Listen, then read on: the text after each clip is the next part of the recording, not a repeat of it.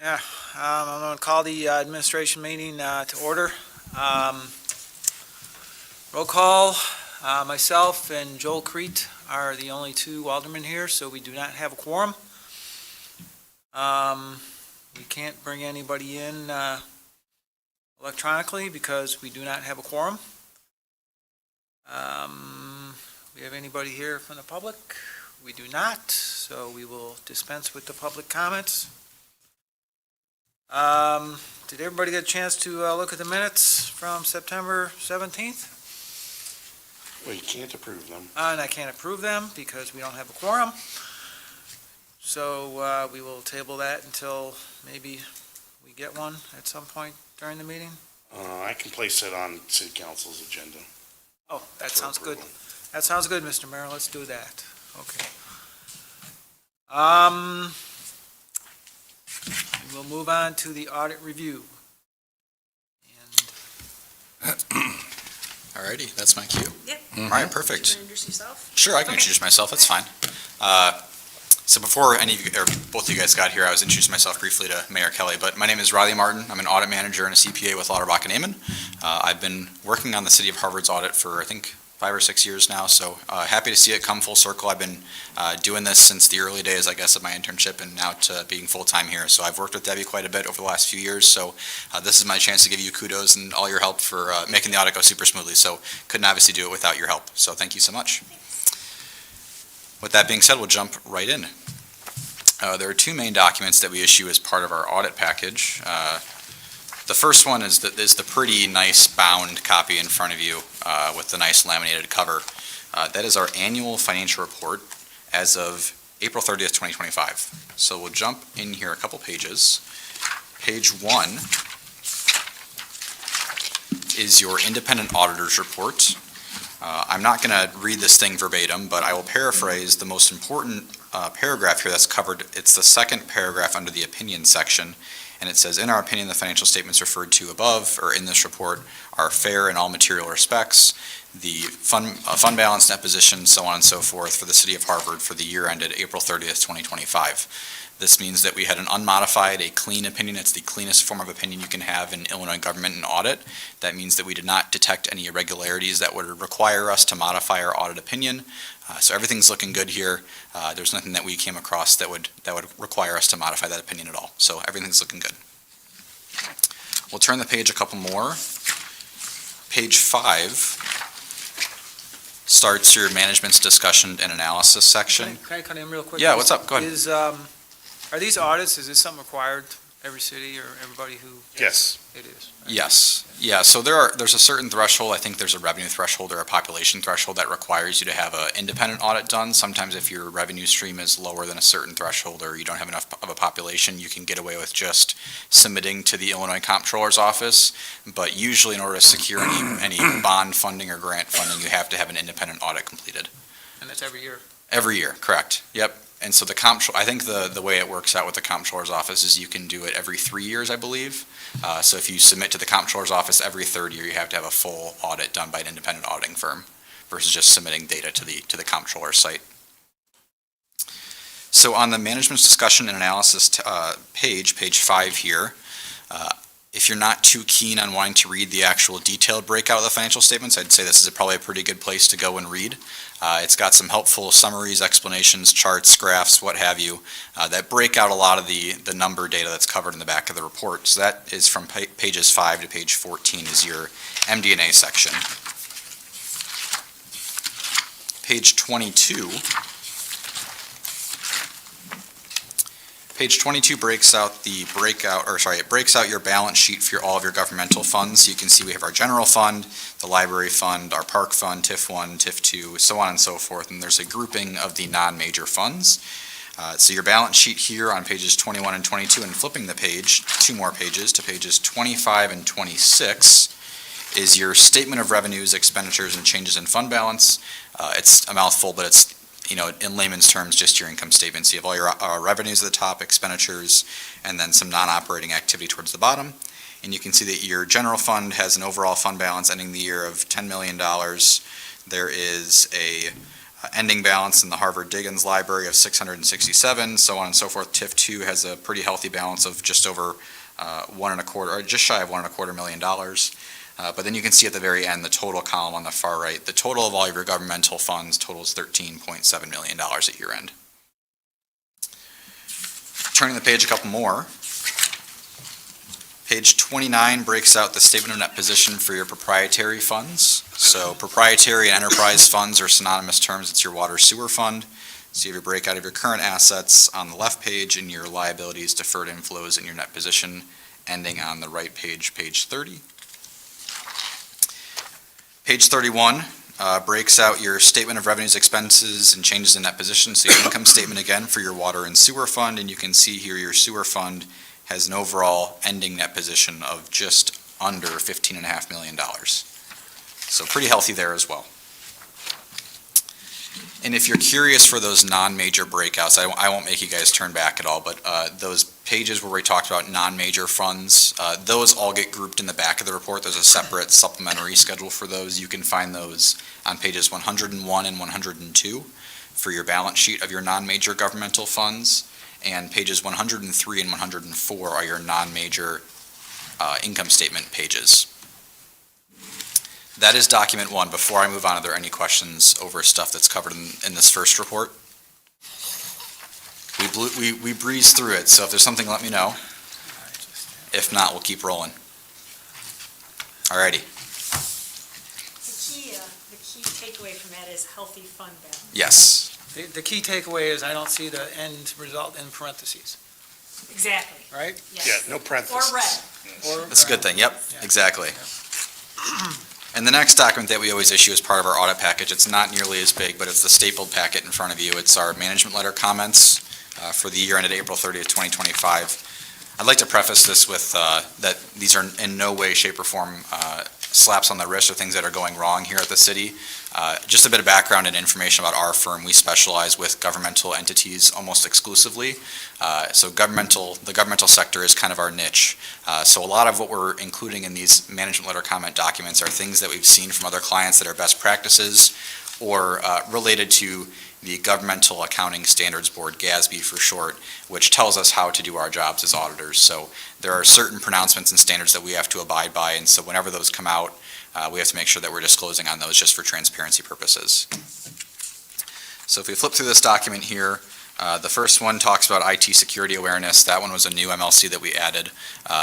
Not saying there's anything wrong here. No IT concerns were addressed during our audit, but more so that it's a digital age now and just being very mindful and cautious of activity that's happening on the internet, because you never know when something might happen where you need to have, an IT person who's not me come in and clean everything up and, address any IT issues that might arise. So that one's more of just a monitoring thing, making sure that people are aware of it and so on and so forth. The second one talks about police pension funding, and I know that if there is questions on this one, I can hopefully try to address it right away. This might have been coming down to like a timing difference. I know that there were some pension obligation bonds that were issued, and the timing of those disbursements and when the payments were being made versus the passing of the levy and whatnot.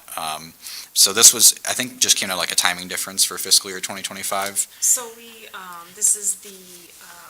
we previously levied it into the general fund, and this last year we broke it out into a bond Got it. fund. So next year we won't have this discrepancy. Very good. Yep. So, yeah, just to reiterate to Debbie, like it was there, the money was asked for just in a different category than what we would have expected it to be. So, but everything looks good. In other words, it'll be more itemized going Correct. forward so that it's So it easier won't to show. differentiate. Correct. And the second one here was a prior recommendation on the next page for funds over budget. So that one's a bit tough. It's easy when you pass your budget during the course of the year, but obviously in order to turn the financial statements from cash to accrual, there are sometimes some additional expenses and whatnot that get booked back to fiscal year 25 to make these statements complete and whole. So a lot of what's covered in these funds over budget is just because of the journal entries that occur afterwards or during the course of field work that get added back. And I guess the one thing that we could recommend to, alleviate any funds over budget is possibly doing a budget amendment between field work and final issuance. That's definitely something that we can do. Otherwise, like I said, there's nothing that we would require us to change our opinion, but just a helpful recommendation is all it is. If I can interject, just for the record and for meeting minutes, let the record reflect that Alderwoman Haderlein is joining the meeting. Thank you. And the last two comments on here are upcoming standards. So as I mentioned before, those are our GASB standards. So statement number 102 is applicable for this ending fiscal year 2026.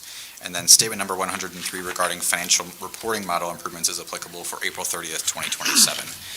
Not too much to really go into too much detail on today, but all I'll say is that whenever it's time for those to be implemented, we'll work with Debi to get those taken care of and implemented into the audit report. So that is all I have for documents 1 and 2. If there are any questions, I will take them now. Questions, Lisa? We have healthy fund balances. Yes, sounds I like know, it. There's no reds and no parentheses, so I think we're Yeah. good. Alrighty. Good for Question now. I need some time. That's okay, yeah. If there are any questions, obviously you can funnel them through Deb, and she's happy to reach out to me, and I'm happy to get an answer back to you. But otherwise, thank you so much for your time and allowing me to be here to present tonight, and have a great rest of your night. Thank you. Thank you. Thank you for coming out. Thank you. Take care. Have a good night. You can just walk this way and then to the left. Sounds good. Thank you. Thanks. Drive safe.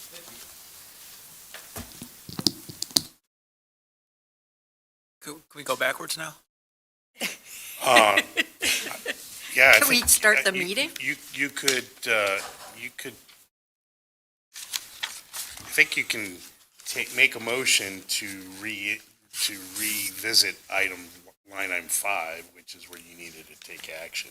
If you wanted to do that. Make a motion. To actually start the meeting?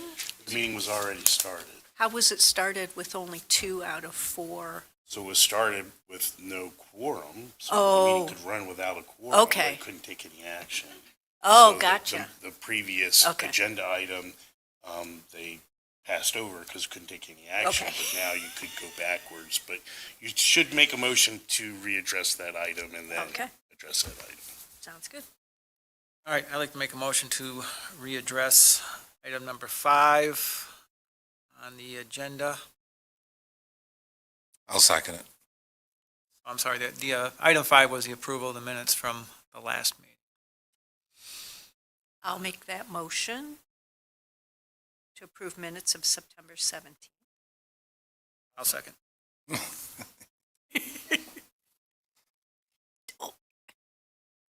Still in charge? All's in favor? Aye. Opposed? All right, motion carries 3-0.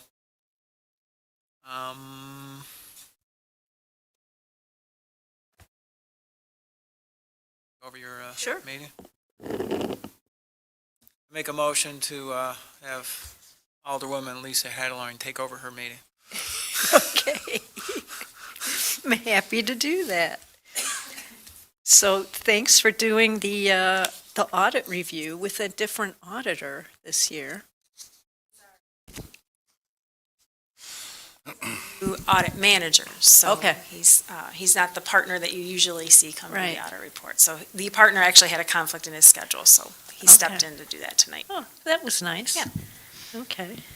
And sounds like there were nobody had any questions, so.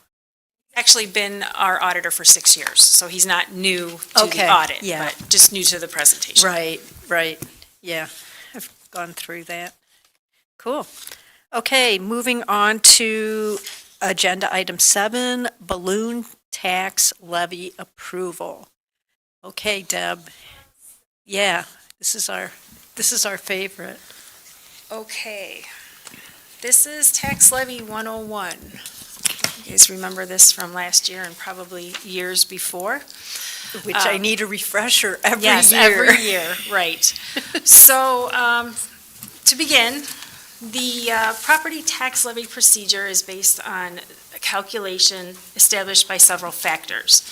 This is established by state statute. It's known as the Property Tax Extension Limitation Law, or PTEL for short. This tax rate is calculated by information provided from the county, including our aggregate extension base, which is the highest levy we've had over the past 3 years, the CPI, or 5%, whichever is less, our equalized assessed value, which at this time of the year is an estimate, and our new growth, our TIF and enterprise zone estimates. I'm going to reiterate that we don't make these numbers up. We don't get to determine what these numbers are ourselves. These numbers are part of a calculation as determined by state statute handed down from the county calculations. If you look at the calculation spreadsheet below, this is the formula that we have to use in order to get our limiting rate. That rate is what our tax rate is at the end of the levy period, meaning that is what the calculation factor is when they take your assessed value of your property and multiply it out to determine how much money you pay to the city for your property tax. Any questions on that? So actually, I do have a question. So why is new construction subtracted from the adjusted? That's part of, because it's taken out of your total EAV, it needs to be subtracted out for the calculation factor. It's part of the calculation as far as the PTEL Oh, okay. rate. It's just part of the Part of the formula. calculation, yes, the Okay. formula. Yes. Okay. Thank you. Okay, so balloon levy. It's something every year that is confusing and also sounds scary because it makes it seem like we're inflating taxes very big and charging our property owners a lot more money than we should be. So let's talk about what it is. It's a term used to describe the practice of requesting more property tax dollars than we reasonably expect to receive. That definition is also confusing. Why do we ask for a balloon levy? To capture new property growth or new construction. Again, going back to one of the calculation factors we use, the EAV factor or number that we get from the county this time of year that we have to use to determine our limiting rate is only an estimate. It's based on what they think the final number is going to be at the time the levy is due. The final numbers won't come in until March. And in March, it's going to be too late to go back and use that final number. So what we have to do is estimate what we think that final number might be. On a year where we don't have any new growth or very little new growth, it's pretty simple because that estimate is usually pretty accurate. In the last few years, we've had significant new growth in the community. Therefore, we want to make sure that when we do the calculation, we capture all that new growth. So we want to estimate a little bit higher. And I'll continue to explain that as we go. So if we do not do a balloon levy during the times of this new growth, and we just decided, oh, we'll just go ahead with the CPI at 2.9%, then we will lose the chance of capturing that new growth forever, because if you look back at the calculation here, you'll notice that the aggregate extension base, which is our first factor at the top left, is based on the highest levy over the past 3 years. So it's compounded from here on out. So if we miss that, we miss it forever. Does that make sense?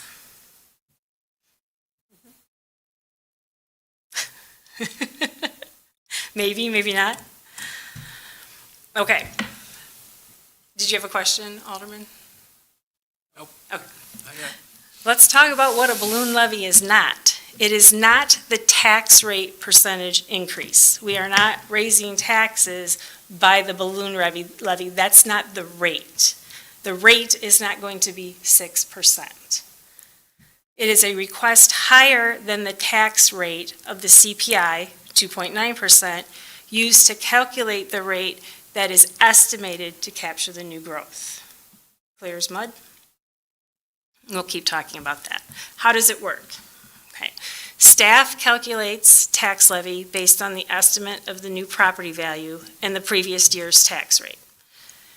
We request a balloon percentage based on that estimate. So what I think it's going to be. If you remember last year, I thought maybe it would be around 9 or 10. We elevated a little bit just to make sure we captured it. We ended up capturing what we needed to. We didn't lose out on anything, so we did good last year. our taxes did not go up 12%. So again, I did that again this year. Our new growth has backed off a little bit. We captured more last year than this year. I think we're going to be okay doing it at 6%. So I basically used the same calculating factor. So the request for the balloon percentage, again, is based on that estimate. Now, in the spring, when the final numbers come in, that will be adjusted.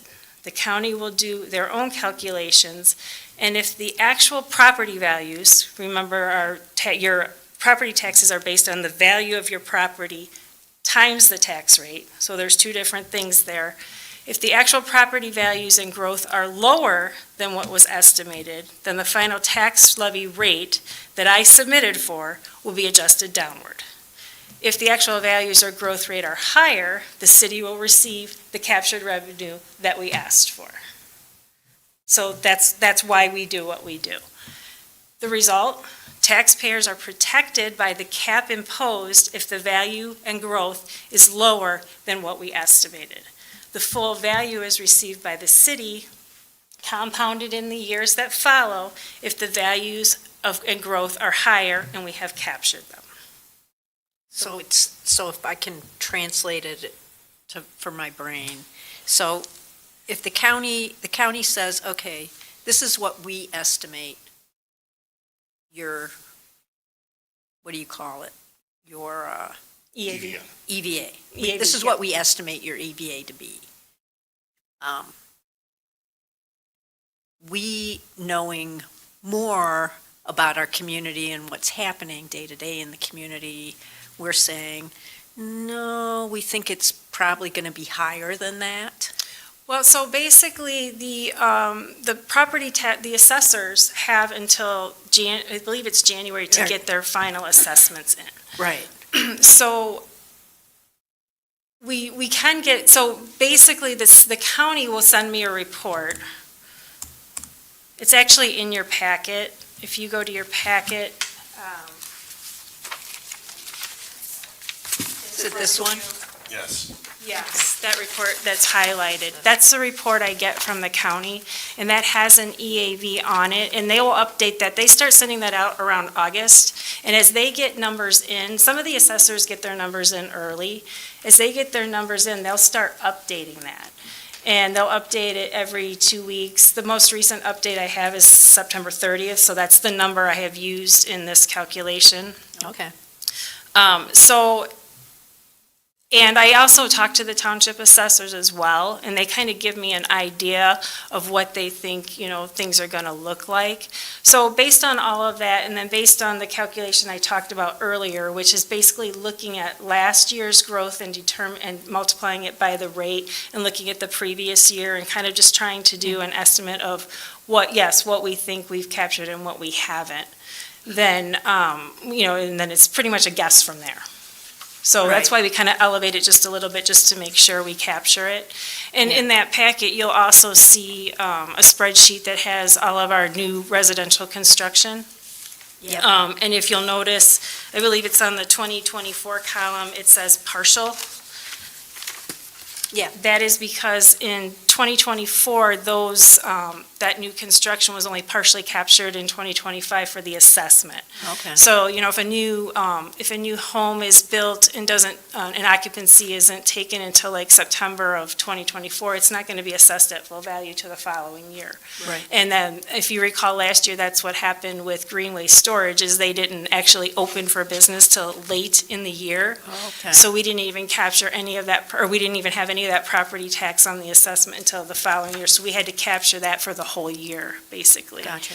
And then if you look at, there's a spreadsheet, I believe it's in green, and it has the enterprise zone properties, as well as one new business last year that didn't fall into the enterprise zone.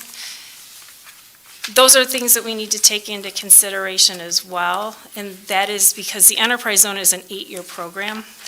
For the first 4 years, they're 100% abated, but after they get to that 4-year point, they start coming back on the tax rolls as a percentage at a time Okay. as well, 50 Okay. and then 25, and then eventually they're 100% on the tax rolls.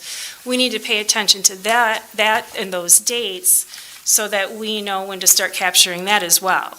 Okay. So as those, those full, or those partial, and then eventually that full assessment comes back on, if we miss that, then we miss that forever too. Same with the TIF. In a couple of years, when that TIF expires, I want to make sure that I capture the industrial park for sure. Right. So- And that's won't automatically be factored in? No, By because the- that assessment won't come on until the next year. Okay, So yes. gotcha. So those are important things to consider when you're looking at those numbers. And, we haven't done, up until last year, I think the last balloon levy we did was in 17 or 18, because we haven't had the growth. But, hopefully we continue to be able to do this because, it means that the community's growing and we're adding new rooftops. And, there's some communities that do this every year to the point where the community's used to it. Right. They know it is what it is, and it's just a process, Yeah. so. Okay, so, this next slide, excuse me, shows new construction, a full EAV history, just so you can get an idea of what our new construction looked like over the past 5 years. If you go back to 2021, and these are numbers from our county reports, our new construction, at the time I received the report, was at 303,000. In 2021, 2022, it started to creep up a little bit. It dropped again in 2023, but look at 2024. And then here we are in 2025. So had we not done our balloon last year and then again this year, we would have missed out on some significant increases. If you look to the right, and you look at what we did last year, we ballooned 12%. Our CPI was 3.4%. So if we would have ballooned, or if we would have asked for the 3.4% rate, as it was calculated out, we would have asked for $3,035,000. We asked a 12% rate, so we calculated it out at 12%, so we asked for $3.287. Our final, what we actually received from the county after all the numbers were in, after they did all the calculations and after they told us what our actual limiting rate was going to be, we received $3,063,514. So no, we did not receive what we asked for, right? But we would have walked away from $28,158 had we not ballooned. Did I have to balloon at 12%? Probably not, right? But it's a guess. So, Right. So that's just a snapshot of what would have happened if we would have just done the 3.4%. What would have, if we wouldn't have, and we missed out on 28,151 or 158, where would have that 28,158 went? So if you go to look down to your aggregate extension base on the left there on the spreadsheet, the first number, the 3,063,000, that's our starting point today, when we levy today. Had we not asked for that 12%, our starting point would be $3,035,000. So you lost your 28 grand forever right there. Okay, so, but the 28 grand didn't physically go somewhere. No, it didn't physically go somebody through. else You just didn't didn't get it 'cause capture we it. didn't ask Nobody for it. else got it, no. Okay. You just didn't capture It came it. from the property taxpayers, right? Right. So if we had not levied it, they would have kept it in their pocket. Right, so somebody got it. Yes. The right. property owner would have kept it. Yes. That's what would have happened.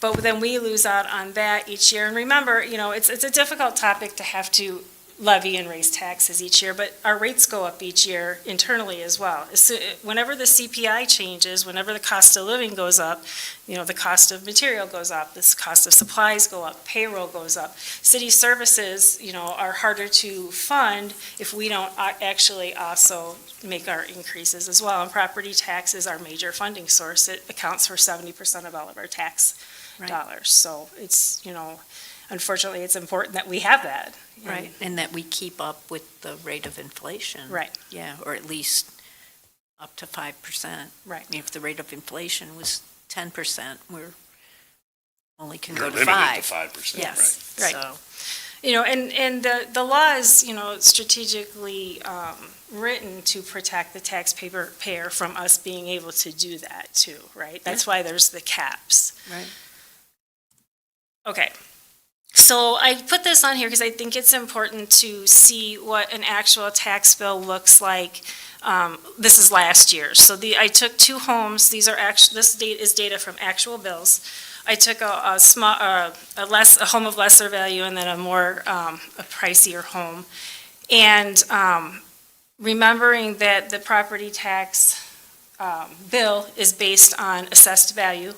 So the number you see in red on the left is the actual assessed value of the property.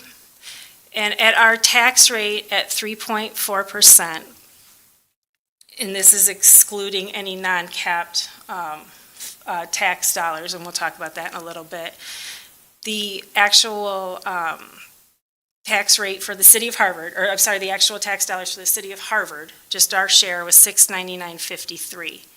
At the 12%, the tax rate was $759.81. The actual taxes this person paid to Harvard was $685.12.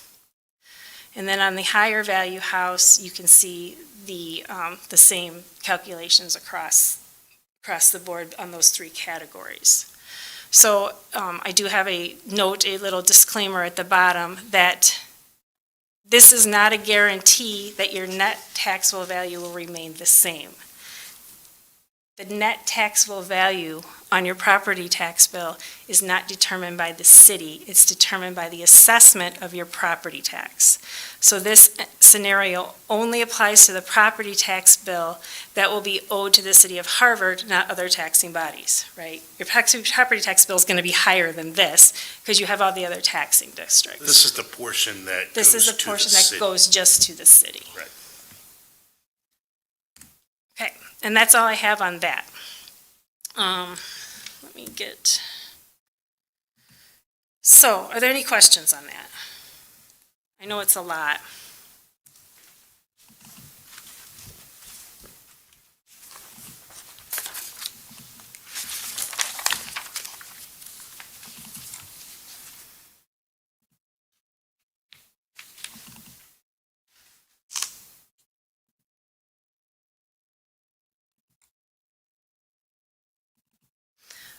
Okay, so what we need to talk about tonight then is what you folks want to do as far as the levy, because, why is this not working?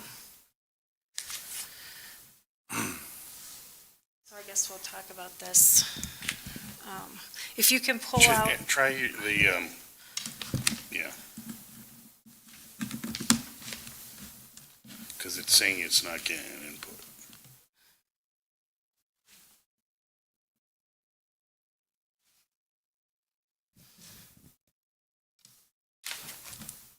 I'm not sure why that's not.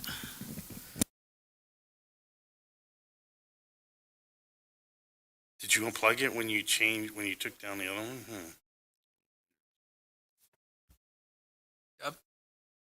Does everybody else who gets a piece of our property taxes base their balloon levy on our growth? On our growth? I mean, they can balloon also, right? I think fire district did too. They get the same, they don't get our report. To the McHenry County website, you can actually pull up the report yourself, and it's one big group of EAV reports, and it's broken out by community, by school district, by township, by fire district, and they each have their own report with their own assessment. So they all have their own information for that. Because the school district, remember, is not just the city limits. They have a bigger taxing body, so they have a different number to work with.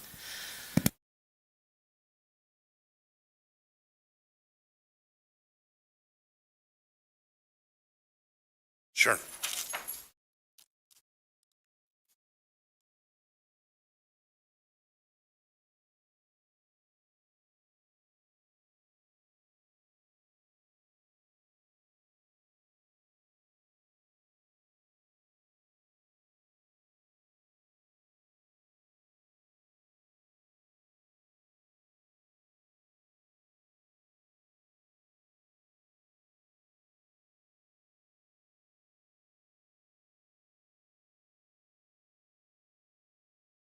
No change.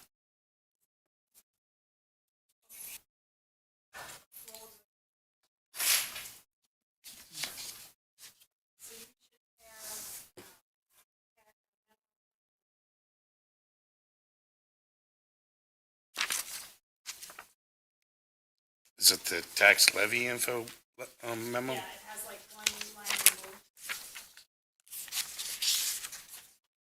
number. This is where we're gonna go over the basic information, that one? Page 5 in your packet.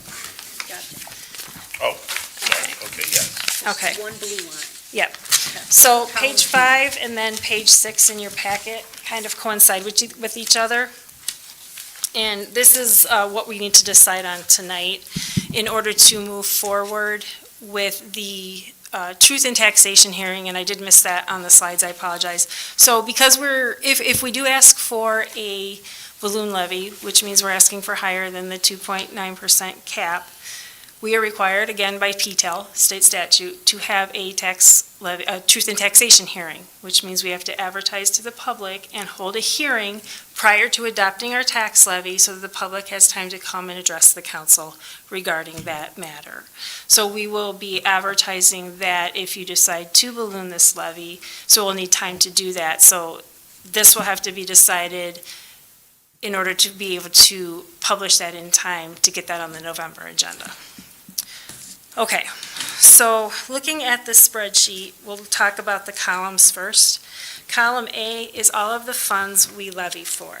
So you have your general fund, you have your IMRF pension fund, police protection, police pension, audit, liability insurance, park, Social Security, which is your FICA fund, library. And then at the bottom, you have special rec fund and debt service fund. If you remember earlier when I showed you the spreadsheet of the numbers for the tax bill, I indicated that that did not include non-capped funds. Those two funds at the bottom are not capped. They're not part of the calculation when we talk about the final limiting rate. That's important because when we determine our limiting rate tonight or in November, it's not going to be the same rate that you see on your tax bill because these two funds at the bottom are part of that final number and they're not capped. Okay. They're just fixed. Right. Okay, so column B shows what we requested last year. Column C shows what we actually were given last year. So we requested, for example, well, first, the total. We requested $3,287,813. When the final numbers came in, the county did their calculations and gave it back to us. We received $3,063,514, or $3,063,514. And just to clarify, so whatever, it's all done proportionally, right? Yes, yes. So it's just each line across. So we will Just goes decide. down whatever. Right, we will decide tonight how much money we put in each of these categories. And so Okay. what I do when I do this spreadsheet is I do a calculation of how much my total is, and then I spread it all around. And if you notice in column D, you have a max rate. 4 of these funds are maxed, by state statute. So basically, the state says that I can't go any higher than .4375 in the corporate general fund. Some of the funds are not capped, so I can go as high as we want to. Okay.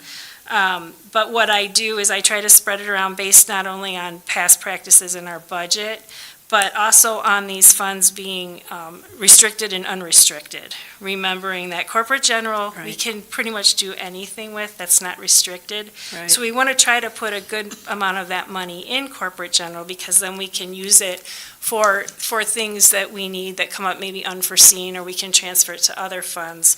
Where if we levy just strictly for police pension or Social Security or some of those restricted funds, that money has to stay there. It can't be moved around at a later date. Right. However, we do have to pay attention to the fact that we need to make sure that we fund those line items to cover those costs as well when we do our budget. Okay, so column D we just talked about. Column E is your cap. Okay, so if we were to do the levy in November with the capped rate of 2.9%, this is what it would look like based on the estimated EAV. So we would be able to levy approximately $3,152,356, and this is how I have spread it out among the funds. This is negotiable, this isn't final, this is your decision to make if you want to move any of these dollars around. Remembering that in order to do this, we cannot go over these limiting rates that are in red in column F. Okay, so, okay, I'm just trying to understand that. So there's the column D rate, max rate, and then F. Why are they different? Column D is your max rate. Column F is the rate that cap at 765, 856 calculates out to. So we're not at our max rate right now. So when I plug in 765, 856, we're only at 0.376, so we're okay. Okay, so that could be higher. Yes. Okay, so that isn't limiting Correct. the amount in those. That's just, you looked at and said, okay, here's what they're saying is the 3,152,000 and change, and so this is how then you would propose splitting that between the different Right. categories. So if we were to increase, let's say we wanted to take 200,000 from police pension and throw it into corporate general and increase that to 965, we can't because that's going to put us over the max rate of 0.437. So I put column D in there just to make sure I'm staying within statutory limitations. Gotcha. Okay. So that if you folks want to move some money around, I can do that right now on the spreadsheet and make sure we're still good. Okay, that makes sense. And I put the history of column C in here on what was extended or what we received, so that you can see the difference of what I've put in today versus what we got in those funds last year. So if we start at corporate general, I've put a little bit more, about 40 grand into corporate general. I've bumped up IMRF a little bit. If you remember last year, we did come back with a higher fund balance in IMRF, so I did lower that levy last year to catch up on that a little bit. I did drop police protection a little bit this year and increased police pension so we could keep up with our funding obligation to that fund. Audit I dropped, liability insurance I dropped a bit and added some to parks, actually quite a bit to parks. I think we all know why. Dropped some from Social Security and added some to the library. So the ones that are dropped, I mean, I moved it. But how does that compare to our actual? To what we're gonna need. Yeah, So if you recall, when we do the budget in February, one of the line items in the general fund expenses is transfer out. right. And I'll list out, transfer out to IMRF, Right. transfer out to Social Security, transfer out. So whatever I need to make up that difference, I transfer out from the general fund. Okay. But again, that goes back to putting less in Social Security, putting more into general right now. And then when I do my calculations for the budget, I have that ability to move some things around more freely if I keep it in the general fund.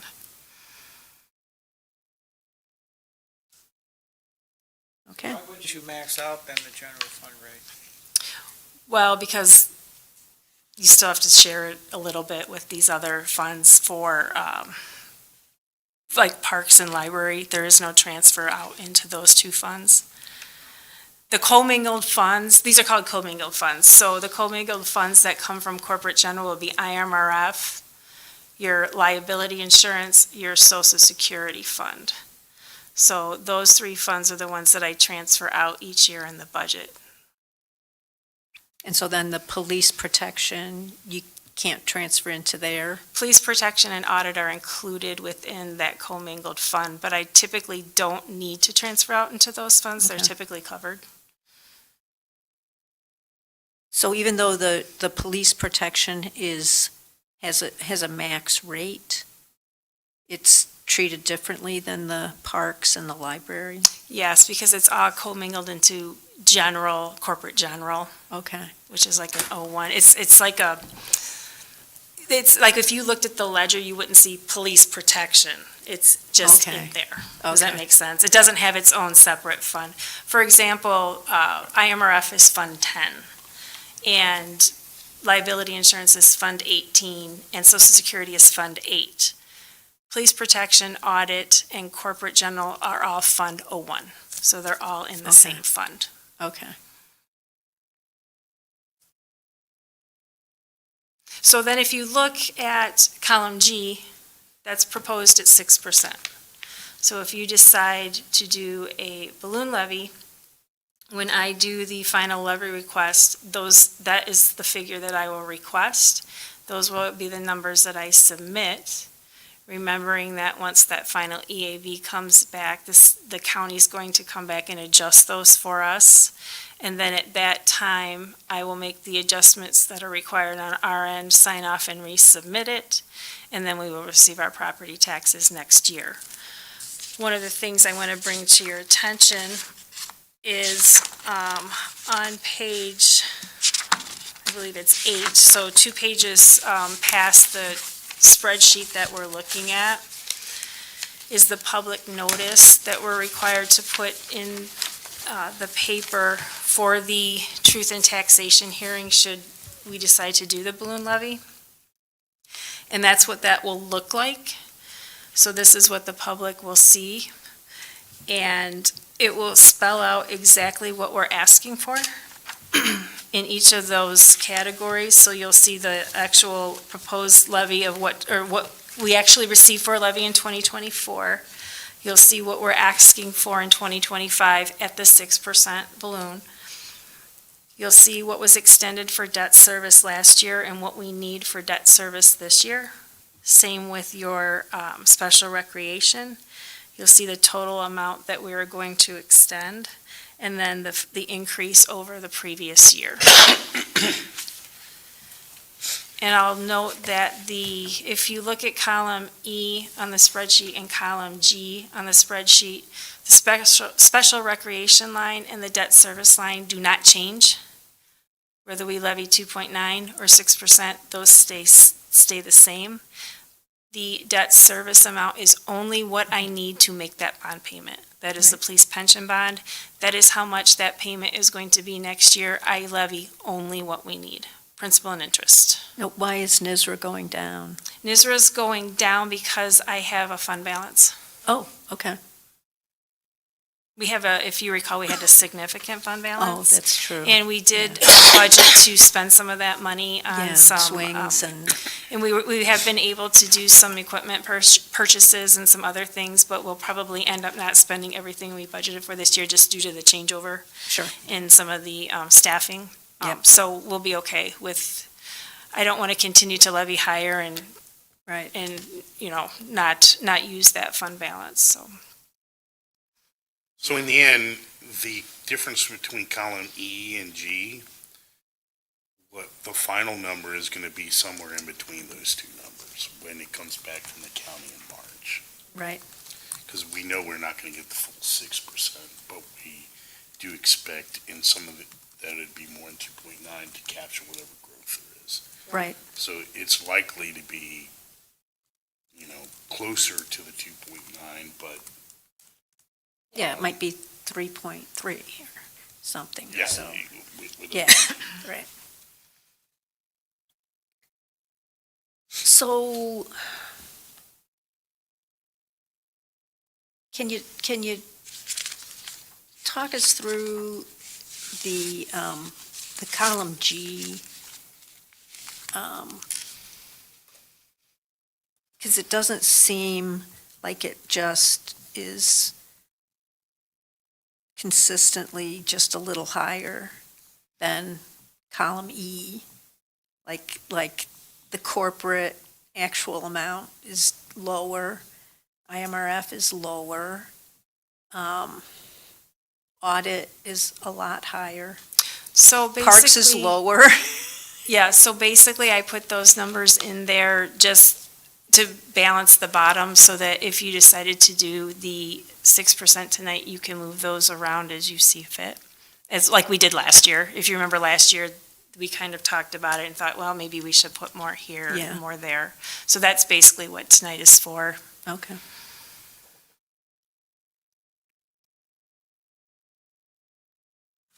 So yes, I agree. I think some of these numbers should be adjusted.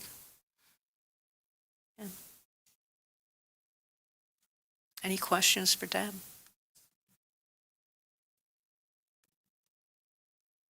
So what do we need to vote on tonight? So if you want to make these the same,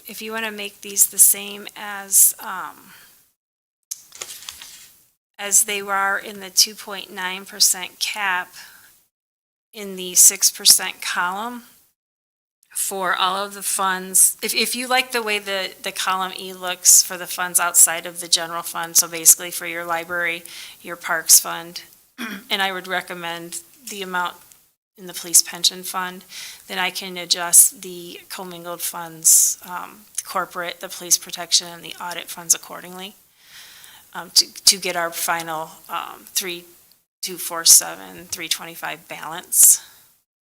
And then that, I'll take that 6%, I'll put it into a spreadsheet form for the tax levy hearing in November.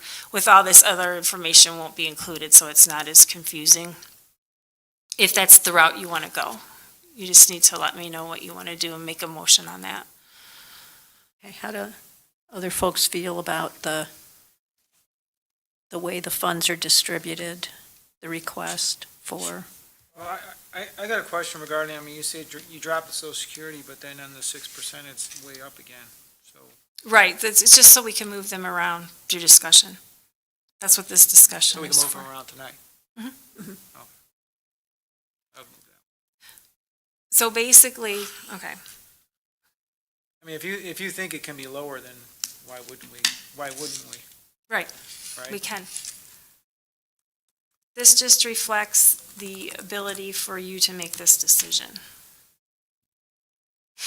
I think they're looking for a recommendation. Are you looking for a I'm, recommendation? Well, Well, what I would recommend is that if you like the way column E looks, then I would recommend that I move those figures to column E and make up the difference in those funds that have more, that are unrestricted. why don't you say so? Yeah, sure, let's do that. Why'd you make column G all messed up? If you're going to go the balloon levy route.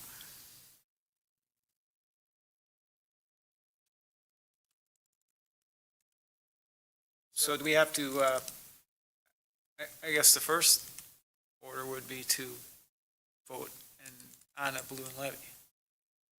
Is that the first step, that we vote on doing the So balloon? you would make a motion to recommend to city council a tax levy at a balloon rate of 6%.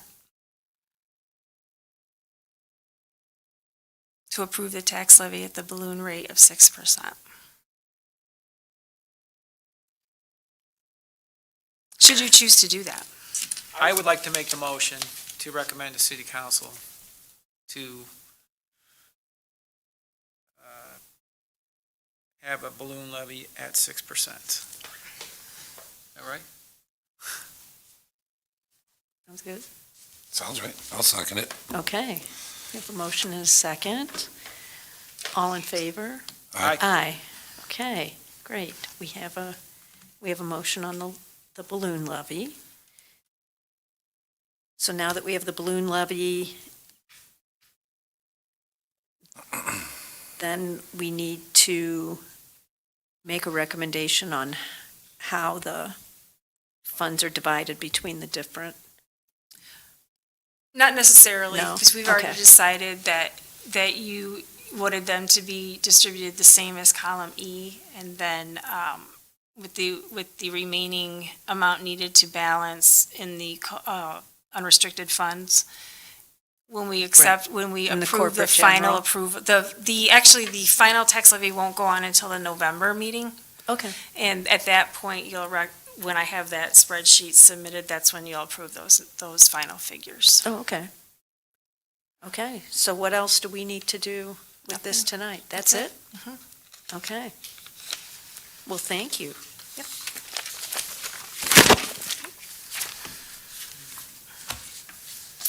Okay, item number 8, approve intergovernmental agreement with the Regional Transit Authority for sidewalk improvements on Route 173 between Marengo Road and Route 14.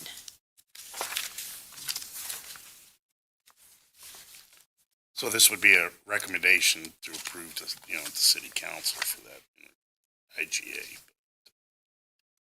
Are there any, Map, last minute, I thought I would print it out today just so you could see the location. This is the 3-phase program that we've been doing over the past several years, starting with Air Street to Marengo Road to 173 to Route 14 to Airport Road. We're getting ready to do construction on sidewalks on Air Street in the spring, summer, I think it's pushed back to summer now.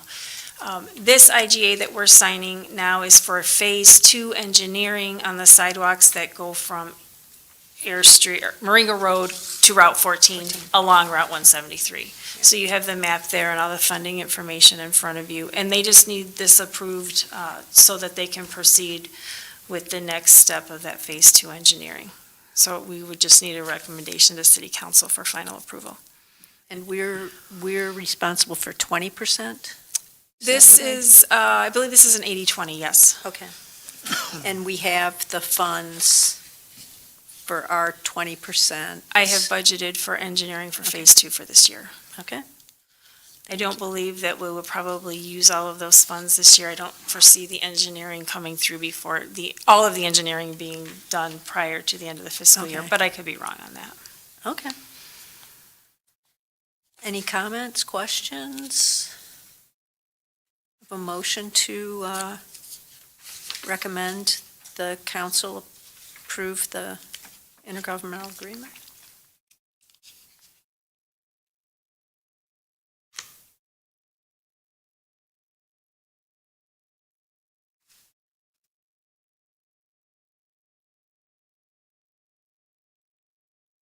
I'll make a motion for the council to approve the intergovernment agreement for new sidewalks along 173. Second? Second. Thank you. All those in favor? Aye. Okay, we have a recommendation to the council. Item number 9 is discussion recommendation of the intergovernmental agreement between the City of Harvard and the Harvard Fire Protection District. Debi, you want to take this? You want me to? Go ahead. So about 2 weeks ago, I guess now, was it 3 weeks? I'm not even sure, maybe 3 weeks. We received this agreement from the attorney for the Harvard Fire Protection District. Did not know that they wanted this agreement. They had never had any discussion on this issue.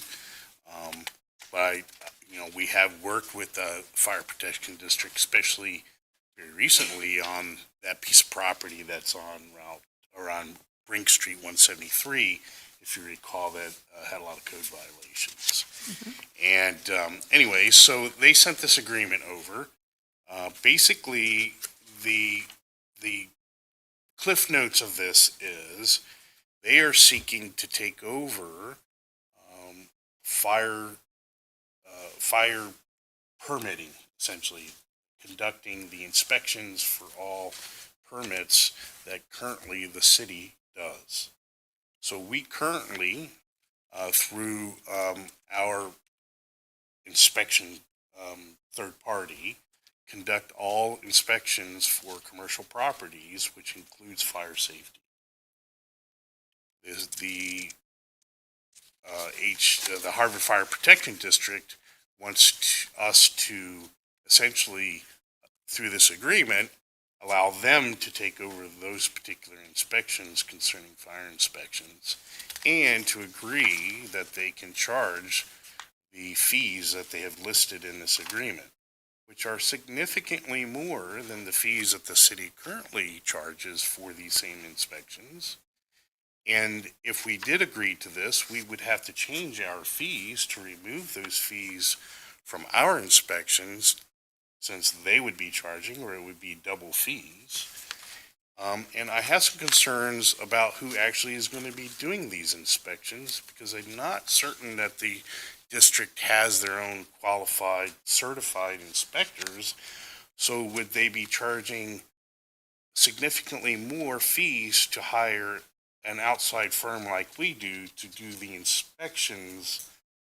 I'm really struggling with what the intent here is. We have also learned that they have tendered a very similar IGA to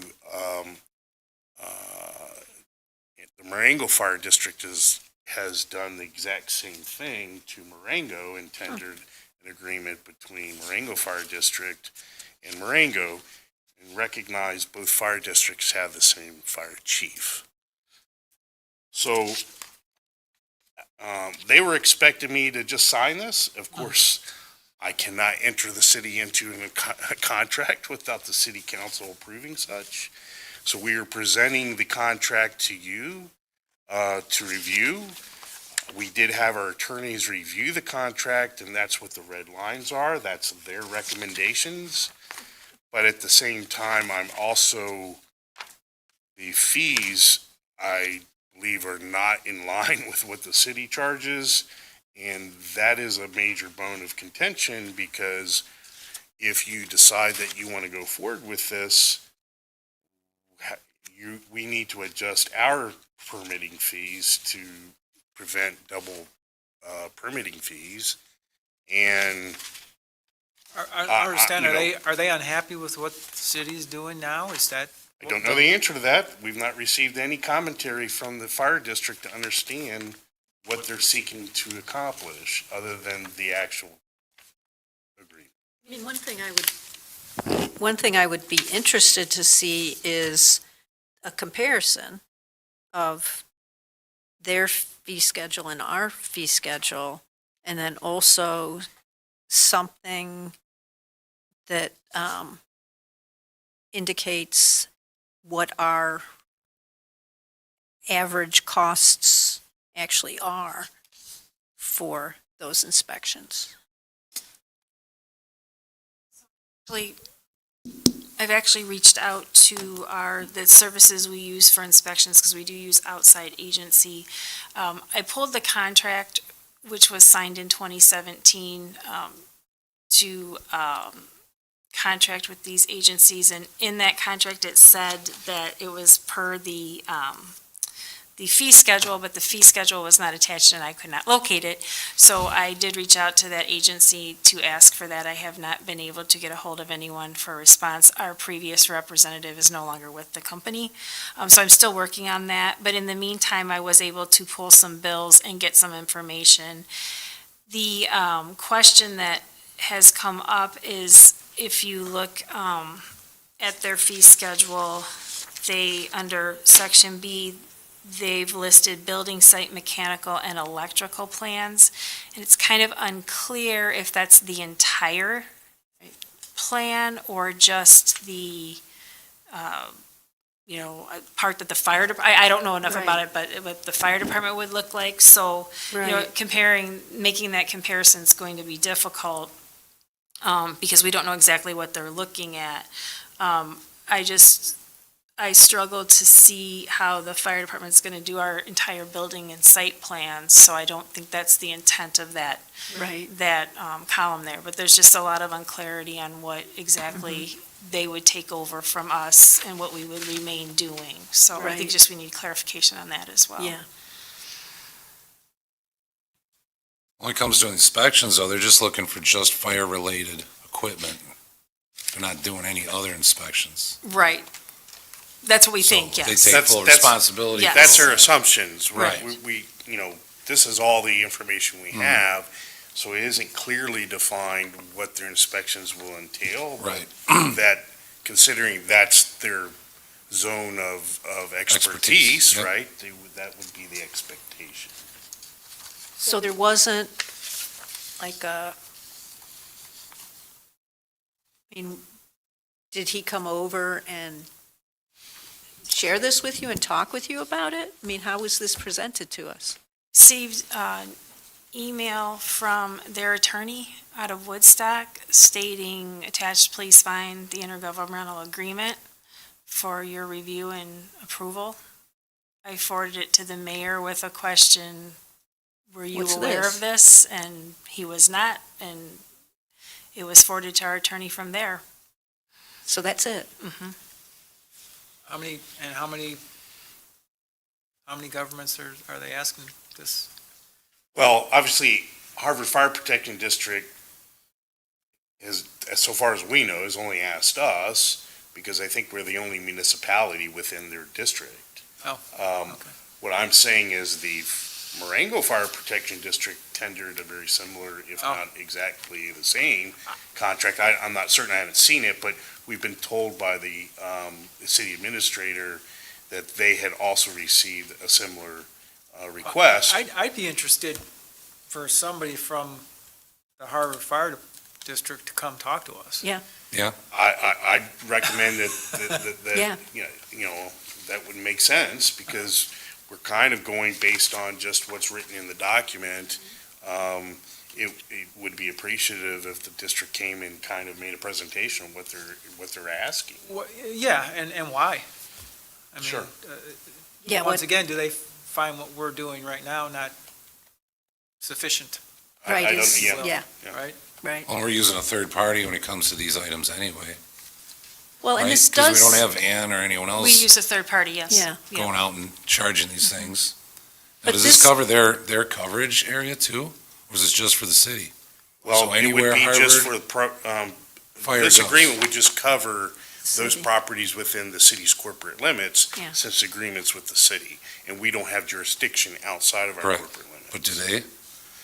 They do, yes. They do outside, So they yes, can so go that would outside be the something city? between them That would be and. to them in the county. Well, the zip code, Yeah. I'm saying, 60033, they can go to any business outside of town.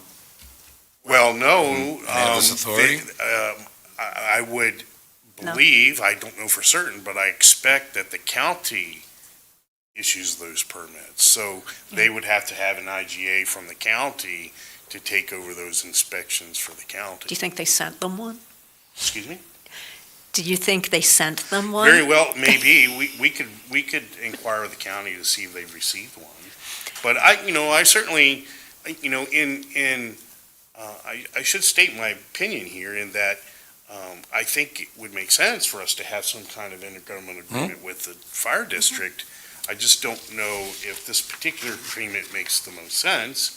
And, there should be some discussion Right. between the two bodies.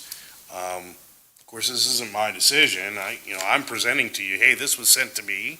Yeah. Here's what I know, and here are my thoughts. I agree with John that, the district should come and, present something to the city for consideration. Now, one thing I will point out is at the top of page 3, it says, in the event plan review is required via an outside plan review company, the HFPD fee will be $95 plus the fee charged for each plan review by the outside agency. So that, to me, indicates that these fees are their internal fees, It could be, is what it sounds like. but, yeah. if you look at the red line, this originally stated MFPD. I know, yes, That's why I'm Marengo saying I Fire suspect Protection District, yeah, I think it's exactly. This exact same yeah. template was sent to Marengo. Yeah. Um, So would it but- make sense for them to come to this committee next month? To ask them to? What we can do is send them a notification requesting they come to your committee and make a presentation to discuss this, because at this juncture, all we have is the contract. Yeah. And I'm sure you have questions that you want to ask them, and I can't answer them, I'm afraid. So. Yeah, a full Q&A would be Yeah. really, it's reasonable for both sides. Yeah, I Get the think big so. picture of what is all this and Yeah, So we'll contact the district and let them know, Okay. hey, the administration committee would like a presentation at their next meeting. And we'll let them know when that's gonna be, so. Because I think there's one, there's gonna be a special session next month. No, we'll have our normal. No, this is the This is a special. special session, Yeah. yes. It'll be the it'll be the Yes. normal one. Admin, next- right. Yeah, okay. Thank you. yes. how long would it take to know if they accept that invitation? I can let you know by email once I talk to them. So then should we put some questions together to send them upon their agreement? That Or do it all yeah, in a Q&A? Yeah, if you want to provide questions, I can send them ahead of time so they're prepared, sure. If that's what you want, sure, Sure. that's easy. Thank you. Item number 10, downtown Wi-Fi update. So I believe it was. Hold on a second. Oh. The questions ahead of time, or the questions ahead of time, I think are not, I mean, they're just gonna email back with the answers. They're not gonna show up. Well, what we could state is, please come with a presentation and be prepared to answer these questions if you give us some questions that you would like us to attend to them. Okay. Just Yeah. make Like sure make sure licensing, they understand we want to see certification. them. Yeah, How many Yeah. people you have, things yeah. like that. I mean, here's some of the questions that the committee members have. Yeah. I mean, these are all of the Right. questions. So they can prepare. Okay. Yeah. Not a grilling, just a little informational. Okay. Okay. Okay. Wi-Fi. Wi-Fi. I believe in the past it was reported that Surf Internet was going to be providing our downtown Wi-Fi as part of our franchise agreement, Yeah. free of charge. That is not the case. Okay. When did we find out about that? Several weeks ago, about 3 or 4 weeks ago, we found out, Was it so, ever going to be free? no, It was not included in Oh. the contract, right. Oh, okay. so therefore, Yeah, and from Surf's perspective, understandably, their argument would be, why would we want that in the contract? Because then none of those businesses downtown would ever purchase our services, which is a fair statement. Yeah. I think from the city's perspective, we were looking for a low-grade Wi-Fi capability that you would have it, but it wouldn't be like screaming that your speed. business is Yes, going to be right. able to benefit from it, yeah. And so, but at the end of the day, that was not, when this body or the council agreed on the contract, that actually never made it into the contract and no one caught it. Well, so the contract lists out addresses that are included in the franchise agreement, and there is an address on Air Street at a central location that's included. However, the agreement for that address is to run the service to that address, but not to provide free Wi-Fi from that point to the boundaries of the downtown district. So in finding all that out, I've been working with SURF to figure out how we proceed to get Wi-Fi in the downtown district because it is on our strategic vision. So it's quite a process, from what I understand, and it's going to take several phases to get it vetted out and determining how much it's going to cost us. And then, of course, there's going to be an ongoing cost. So we need to start that process to bring back to you to decide if we are going to proceed or when we're going to proceed or all of those other factors. So Thursday, we have a Teams meeting with representatives from SURF, the mayor, myself, and Cutting Edge, which is our telecommunications contractor, to just get the ball rolling, to see what we're looking at, to give us an idea of, where we could put our service locations, how that would look, where we would start, where we would end, and then determine our pricing from there, so we can bring that information back to this governing body for a direction moving forward. Okay. And no idea of proposed routes for that? See, that No, and Air I'm not- Street's been repaved? They're gonna Well, bore it all in, right? everything's in. The service, the fibers run in the downtown district. Okay, And the service has not been run to that address. We asked them not to after we found out that that address is not ours. So the address that was given to have that service run, Private. we don't own it. So we don't want the service run to that. So I think what we can do is put in, I don't know what they're called, boxes, like where the actual modems would go. Like within our parkway in where the landscaping is, there's different options we can do there. But the service is already, the the main, the fiber's already there, so we don't have to dig anything up. We don't have to do any sidewalks up. It won't affect our roadway. So or it's just the anything like that. connections. It's the connections, yeah. So no, your new roads and your new blacktop won't be disturbed. There's no blacktop down there, so I'm not worried about Okay. it. But so we just gotta, okay, so you gotta have to figure out where your hotspots or modems. or Correct, whatever. yeah. Where we're, You know, we'll have to determine our boundaries, basically. You Mm-hmm. know, do we want it from the train station all the way to 5 Points? Do we want, to, and then, of course, I think probably the bigger the boundary, the more cost there Right. is. Yeah. Because the more equipment we're gonna need for the hotspots and all of that. So you got to pay for each individual one, do you think? I'm not sure. He was going to get to, when I talked to, his name is Scott, when I talked to him about this a couple of weeks ago, he was going to get his team together and all of the people who determine all those different factors. And then we worked on this end to get who we needed involved. So our kickoff meeting is Thursday. So I think after Thursday, we'll have a lot more answers to that. The point of tonight was just to bring you up to speed on what's going on with that. Gee, Whoa. time to go.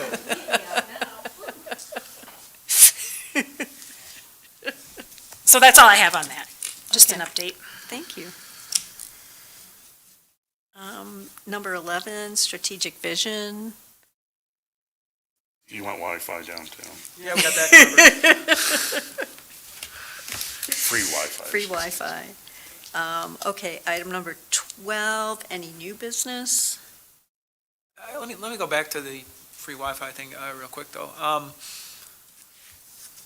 So we go forward with it, we put in whatever we need to put in. How do we know, I mean, will there be a way to know how much it's getting used at that point?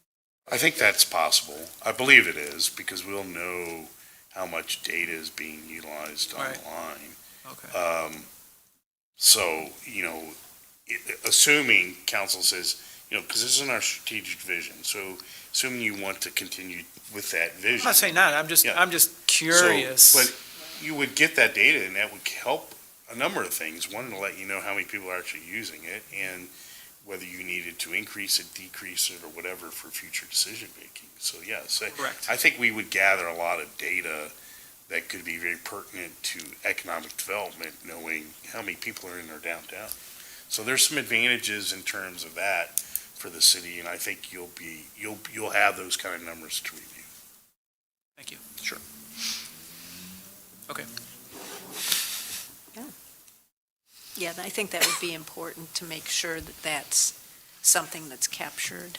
And we'll learn more about that, I think, on Thursday, Yep. and be able to give you that feedback, Yeah. so, with more than just my Yeah. suppositions. Okay, any new business? No, okay. Ruby? Ah, Uh-oh, yes, we should talk about that here.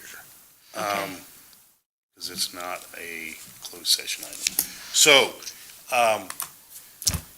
we need to talk about in the admin department, this is just a FYI, so, expecting our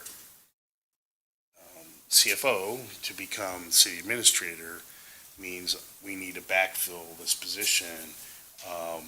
And we don't need another finance officer because in the past, the city administrator was a finance officer until we, had one that became one, right? and separated those duties. I think those duties would still remain with the new city administrator. What? Dave was before? Yeah. Oh, no shit. So, he was, by de facto, yes. But we still need someone that actually does all the bookkeeping. And so, we're going to post a position, well, I should say, we were going to post a position for a bookkeeper, but we have an opportunity to promote from within. So, we have an expectation, that our water billing clerk will be, promoted, I guess is the right word, to bookkeeper, and then we would backfill the water billing clerk. Is what, we wanted to bring to your attention. Oh, that's great. So, I think that's all about that, yeah. So our new administrator's happy with that arrangement? She is a very capable and talented young woman, and I have About you been, or somebody else? well, the city administrator as well, yes. No, she, and over the past year and a half, she's been here, it'll be 2 years in March that she's been here. I have seen an ability in her that, you know, she's very, very capable of doing that job. I'm not, I think she could do that job and more, actually, so, with her skills and her talent. So yes, I am very happy Okay, with that. great. Yep. Attention to detail. Yes, very data-driven, very numbers-driven, and just very, has a lot of talent. That's great. Very detailed and very accurate, which is very important. And she's excited about the opportunity. Yes, yes. In fact, I like to brag on this. In the past, since she's been here, her deposit has been off 2 times, and only by pennies, which is very, very, very good. Yes, that's quite an accomplishment. Considering our past history, it's unbelievable. Our past history, as well as the amount of money that we yes. take in for our water bills, yes. It's Right. amazing, so, Yeah, yeah. that's Yep. awesome. Okay, item number 13, go into closed session, discuss section 265, purchase or lease of real estate. So you'll need to make a motion to go into closed session, and then we will stop this stream, and then we'll have to take a new roll call, and then we'll be in closed session. Okay. So, Well, I'll make the motion to go into closed session to discuss section 2C5, purchase or lease of real estate. I'll second it. All in favor? Aye. Now Now we motion to come back into open session. yes. We'll motion to come back into open session. Thank you, Joel. One I'll motion tonight. second. Thank you, John. All in favor? Aye. Aye. Aye. Okay, item 15, action from closed session. So there's no action, because you cannot take action on this incident. Yeah. It will just go to city council. Motion to adjourn? So moved. Second? Okay. Second. All in favor? Aye. Aye. Adjourned at 8:10 PM.